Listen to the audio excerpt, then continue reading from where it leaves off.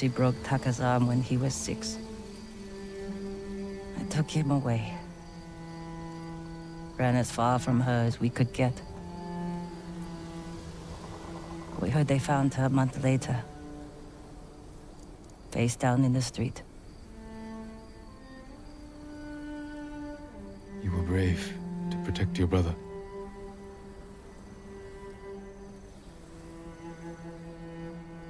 Sometimes, our only choice is to walk away from everything we know.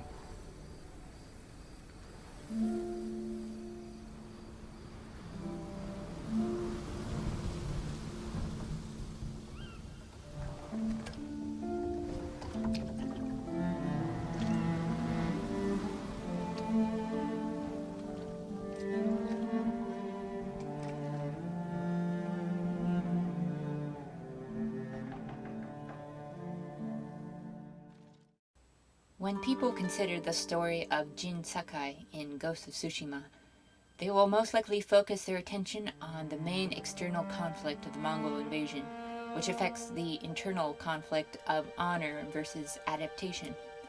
Jin is a dynamic character who has a considerable change of heart throughout the story.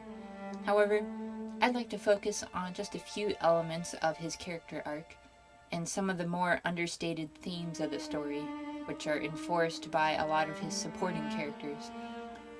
In order to deconstruct all these themes, I'll try to keep my summary of the story as simplified as possible.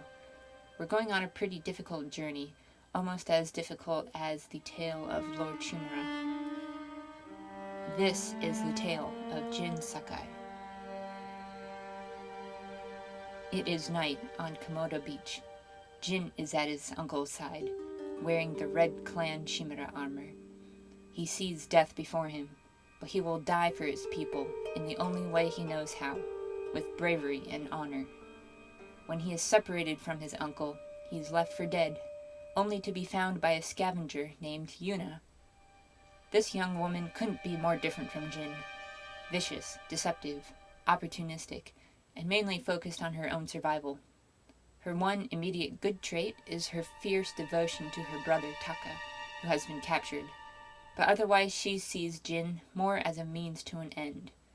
The one thing that unites them is the necessity to survive in order to save someone else, and that's what begins an unlikely friendship, a sort of interdependent bond where each takes on the characteristics of the other. Jin sees the value of bending his code for the sake of protecting others, while Yuna discovers the value of fighting for something she will not necessarily benefit from. Yuna acquires courage, not just fearlessness, while Jin acquires caution and mindfulness, not just reckless zeal. But there is something else going on with Jin that warrants more examination. Throughout Act 1, Jin is driven by a single goal: rescue Lord Shimura in order to take back the land. He puts all his faith in the judgment and skill of his uncle to stop the Mongols, placing him on a pretty high pedestal. It's not unwarranted, since Lord Shimura had in years past shown skill in stopping various threats to Tsushima and himself as paramount clan of the island. However, most of his identity is wrapped up in his uncle, this undying, unquestioning loyalty. He is living in a shadow, and he is perfectly fine with it. When Jin rescues his uncle and they ride north to where the Khan is next, he is reminded of something he had succeeded in blocking out for much of the time: his father, Kazumasa Sakai. He prayed to his father at the time of his near death at Castle Canada, but avoided thinking about him for the most part. Lord Shimura tells him to reclaim his father's armor, to be who he was born to be, a Sakai. It's an ill thought to Jin. His father was a harsh man, especially after Jin's mother died, and so a lot of bitter feelings were associated with him. To make matters worse, Jin felt responsible for his father's death by not trying to save him in his time of need, despite his uncle's assurances that this wasn't true. Jin always felt like a failure to his father, but with his uncle, he found his sense of self-worth. After his father's death, he lived under the care of his uncle for many years, and did not spend much time in his hometown. Thus, he refused to wear the armor of his father at Komoda because he did not feel worthy of it. It was a part of his past he didn't wish to embrace, memories of neglect and coldness. Nevertheless, Lord Shimura tells him, the past cannot hurt you.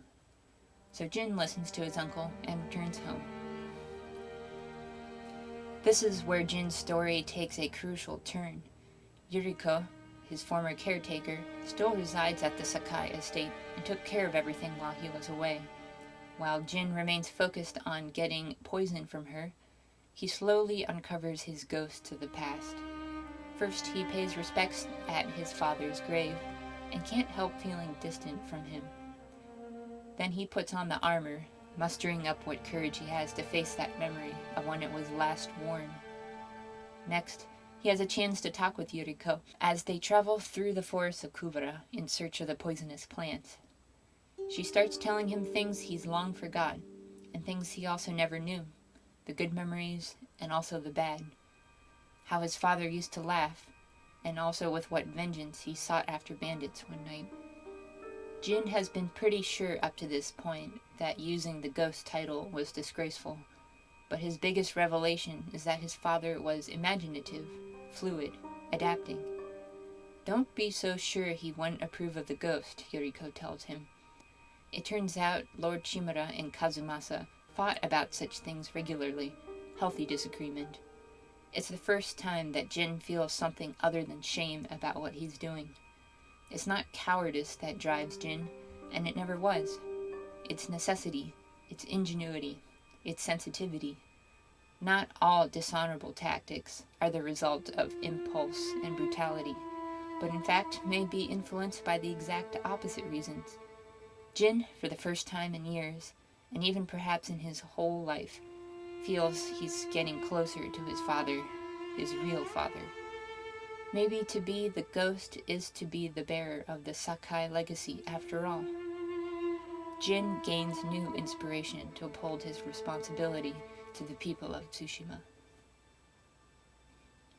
As the story unfolds, Jin becomes torn in two directions. He genuinely cares for the common people, especially the disenfranchised, but he also cares about his uncle.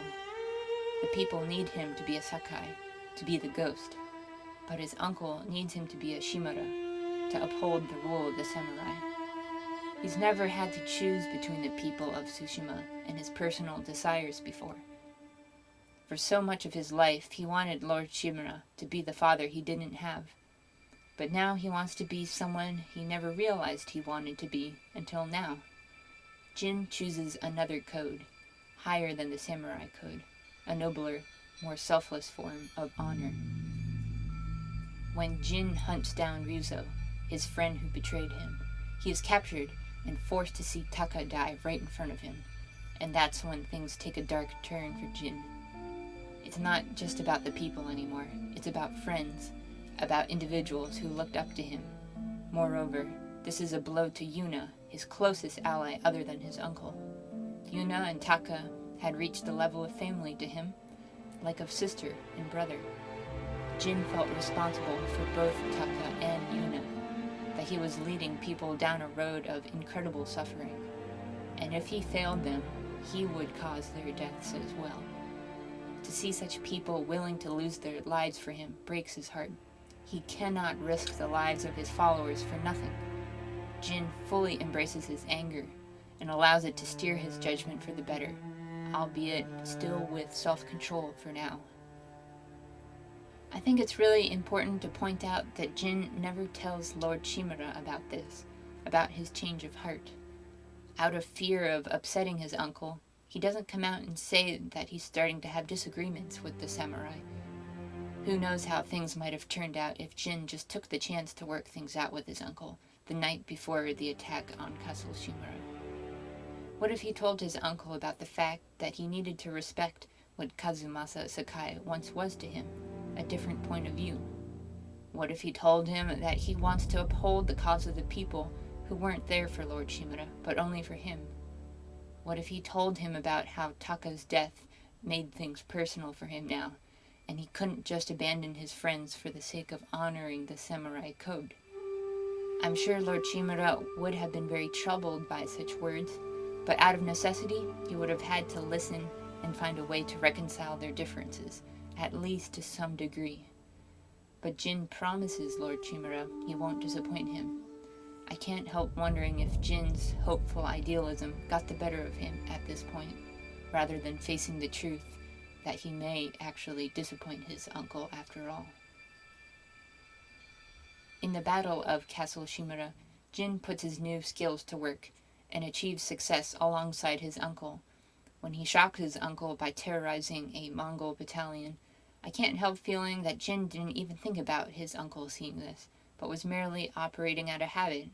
He'd been fighting like this for a very long time, unbeknownst to his uncle, and no longer thought about the honorable way of doing things.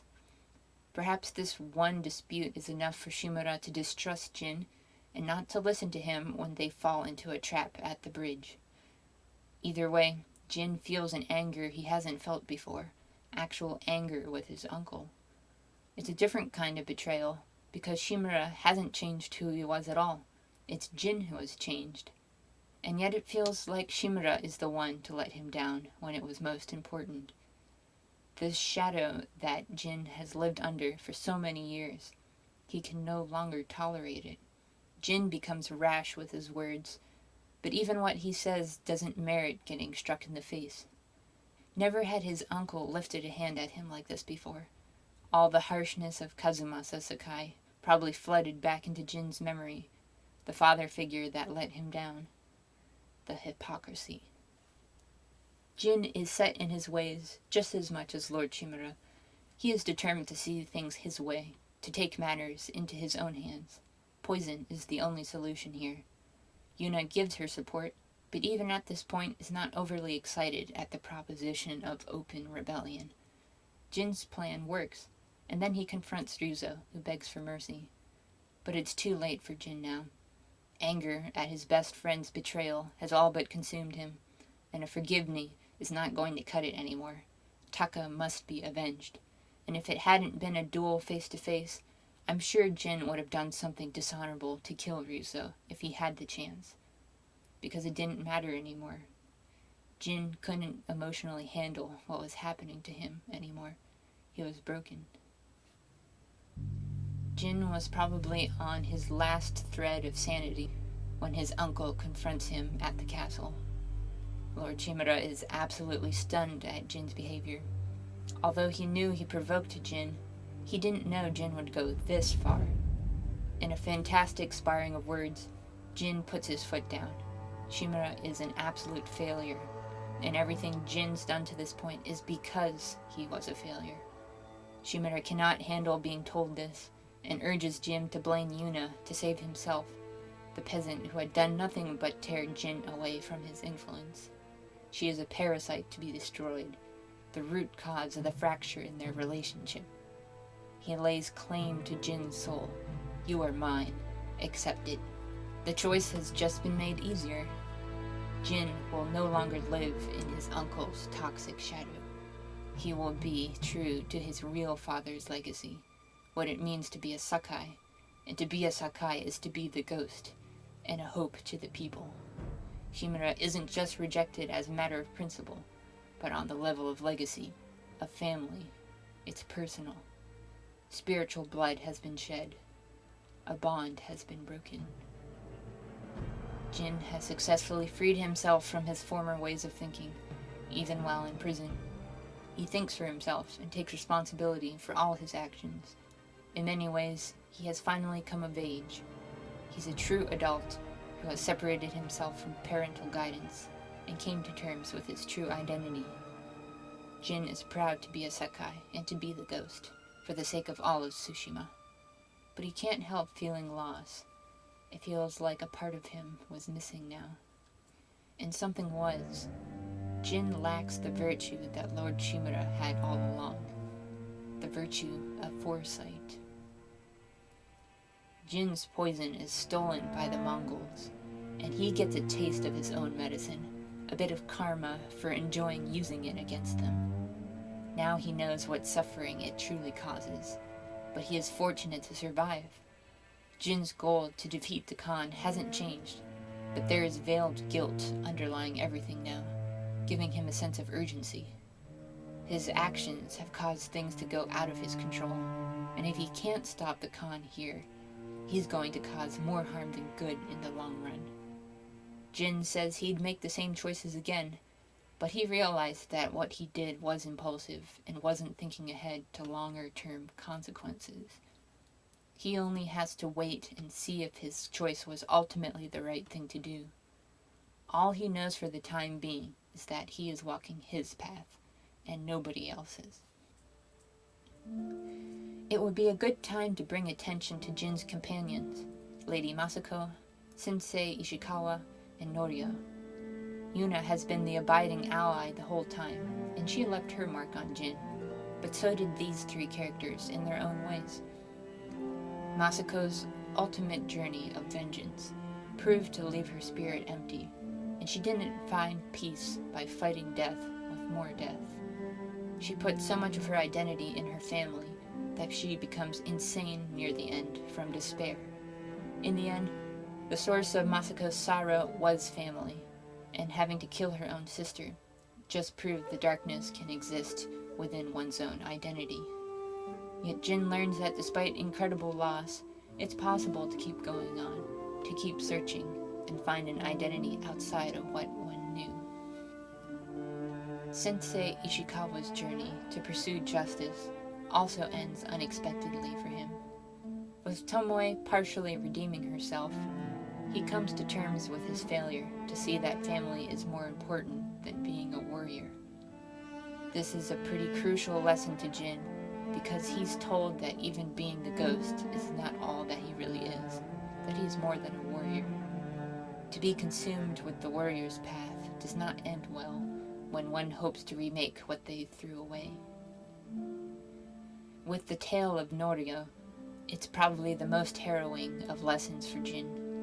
Norio discovers that his loyalty in the ghost led to internal harm, that he had broken a personal code which he held as a monk and as a human being. Jin urges him not to give up and to move forward, and this is certainly something Jin learns as well regarding his own past actions. But Jin's most important lesson is that his actions influence others, and if people follow what he does, it may cause them harm even if they imitate him for a good cause. Just as Lord Shimura was obsessed with the idea of being a role model and never inspiring the destruction of one's inner purity, Jin learns that lesson from the opposite direction, of what it means to be a role model as a ghost instead of a samurai. Would Jin be willing to take on the burden of the ghost if that meant that other people would start doing his job for him, so to speak? How much are his actions exclusively his right, and how much will others perpetuate them without his consent? It's sobering to see what impulse and anger can do to a sensitive soul like Norio, and Jin won't forget that. When Jin combines the lessons he learns from these three companions, he finds the answer to what it means to be a human being. That the seeking of vengeance does not lead to peace. That family is more important than being a warrior. And that actions can have major consequences on other people. If Jin takes all of these to heart, it makes a big impact on how he treats Lord Shimura at the very end. Each of those character journeys shares something in common with both Jin and Shimura. Jin chooses humility when he requests his uncle's aid in the final battle, and so does Shimura in accepting it. He also assures his uncle that they are still family after what happened, knowing that this was probably weighing the heaviest on his uncle's mind. So when they decide to unite, albeit from a distance, they get the job done, and Tsushima and mainland Japan are saved. Jin is redeemed, so he thinks, and has no regrets for what he's done. But that's why he can't help feeling disappointed when he gets no respect from the shogun for what he did, and he loses his title of samurai. Honor lost forever. Lord Shimura doesn't hesitate to make his points. What happened with Norio has magnified 100-fold across the island when the ghost army has gathered to fight the Mongols on their own territory, it can be well assumed that these peasants will march to their deaths, and probably leave the island worse than before if they go on their quest for vengeance. If Jin intervenes and tells them to stop, and moreover accept the rule of new samurai in the country, would they really listen to him at this point? The ghost is not Jin. It's an image he created, which he must now accept the consequences of. If he doesn't do something that the ghost would do, why would they listen? Even more, the poison is now being used by everyone on the island, with the bandits as well as the treacherous common folk who seek opportunity for gain. Fear, and most importantly, distrust, has settled its fog over Tsushima. How is Jin going to fix this? Again, his hopeful idealism just got a reality check. However, the worst is yet to be revealed. Jin is officially declared a traitor, with penalty of death. In a moment of irony, Jin finds himself unable to handle this news, even though he told Yuna once before that he didn't care if he'd be branded a traitor. He had refused to fully think through the consequences of his actions up to this point. He can only lash out in anger because none of it is fair, and thinks Lord Chimera is probably more than happy to deal out the judgment now that Jin has been proven in the wrong and Chimera in the right. His uncle only cared about himself. It's obvious now. But this is what Jin gets so incredibly wrong. Chimera isn't choosing this, or even willing. He has been forced to do this, because Jin brought shame on them both. Lord Chimera was the ultimate collateral damage for everything Jin was doing, the true sacrifice, and he didn't even see it until it was too late. Something was missing in how Jin was perceiving everything up to this point. He had lost balance. He always had a good heart and was true to his personal code, but he was also blind, just as Chimera was blind in his own ways. Neither saw the strength in each other. Now they have to face the consequences of their actions, under a sky that crushes both of them. Jin doesn't deserve to die, but he has something he needs to fix, and that's what he's done to his uncle, his second father. Both are victims of something much larger, the honor code itself. When Jin puts an end to the duel between them, Chimera asks for death, to let him die with a shred of honor to his name. If Jin chooses this path, it's a mark on his spirit that will also never heal. It's the price he pays for choosing the way of the ghost. However, if Jin chooses to spare him, it's the most important message he can ever give to his uncle. They are more than warriors. They are family, and he will not be bound to a code that enslaved them from the start. Jin accepts that he has to take on the title of Ghost for the rest of his days, but he gives his final farewell. And just like that, Jin gives Chimera a chance to find his own peace, outside of everything he knew. If Lady Masako, Sensei Ishikawa, Norio, and Yuna could all keep going after what happened to them, so could Lord Chimera, his father. One of Jin's most characteristic lines in the story is, "I did what I had to." He says it to justify basically everything he did in the game, even the things he doesn't feel proud of. Those who push his hand, they gave him no choice. He is constantly twisted and turned by events all around him, like a river. He is the waterfall, the cascade to which all must yield.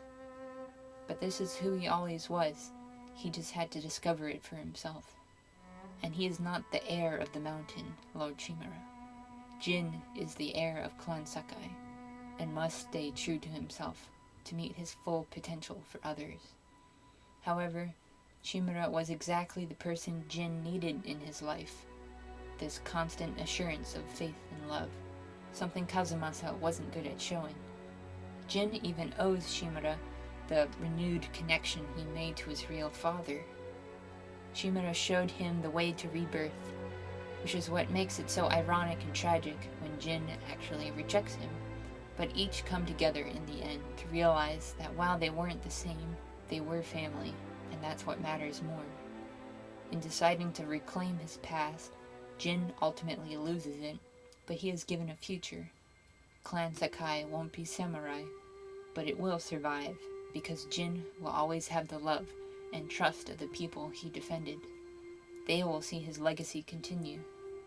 Will Shimura find a way to pass on his legacy? The path remains unknown, but there's always hope while he still lives. Together, Jin and Lord Shimura form balance. If one is damaged or destroyed, it disrupts harmony. Each carry a piece of the other. For Jin, he acquires the serenity of his adopted father, while Shimura requires rebirth through his adopted son. Each had something to teach the other, if only they had learned it earlier. Alas, they could have been such a great clan together, a single unit, but it was not their fate. They are left more damaged than strengthened spiritually after what happened, but they are hopefully both wiser and humbler for it, and perhaps wisdom and humility are more important in the end. What a cautionary tale this story really is, of the dangers of blindness and pride. I hope many more people come to see this message as time passes. It's a timeless story that transcends boundaries of culture and ethnicity. In the end, while it is one of the saddest fictional stories I've ever seen, there's something profoundly hopeful about it too, which is why it ends up having a healing effect rather than destructive. Although it costed the souls of two good-hearted men, Tsushima is saved. Let their sacrifices never be forgotten.